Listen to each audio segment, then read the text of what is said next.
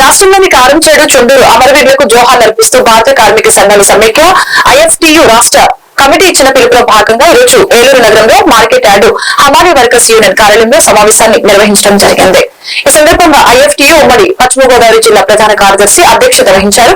High court న్యాయవాది శ్రీవన్ నారాయణ మాట్లాడుతూ దళితులపై దాడులు హత్యలు జరిగితే నిర్దోషుల్ని దోషులుగా విడుదల చేసిన ఘటన కూడా సమాజాన్ని అవమానించారని తెలిపారు. దళితులు విడుదల కోసం ఆర్థిక పరిపుష్టి కోసం ప్రభుత్వాలు ప్రత్యేక చర్యలు తీసుకోవాలని పలువురు డిమాండ్ చేశారు. ప్రగతిశీల పోరాటాలు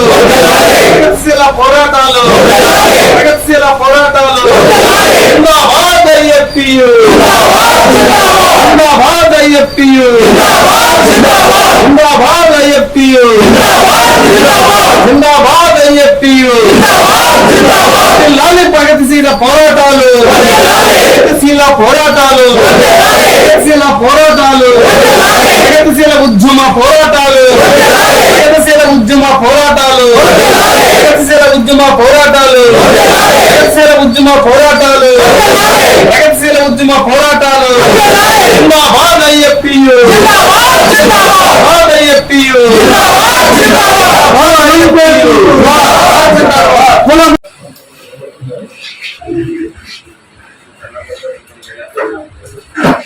నా పేరు శ్రీవన్ నారాయణ, ఆంధ్రప్రదేశ్ హైకోర్టు న్యాయవాది, రాష్ట్ర ఉపాధ్యక్షులు పవర్ వర్కర్స్ సంఘం. ఈరోజు భారత కార్మిక సంఘాల సమాఖ్య ఐఎఫ్టియు కారంచేడు చుండూరు సంఘటనలో చనిపోయినటువంటి అమరులకు జోహార్లు తెలియజేస్తూ సభ నిర్వహిస్తున్నారు. ఈ సభలో ప్రధానమైనటువంటి పిలుపు చాలా బాగుంది.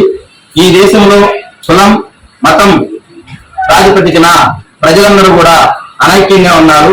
అనైక్యంగా ఉన్నంత వరకు ప్రజల హక్కులను కాపాడుకోవడం కోసం రాజ్య హింసకు వ్యతిరేకంగా పోరాటం చేయడం అనేటటువంటిది సాధ్యం కాదు.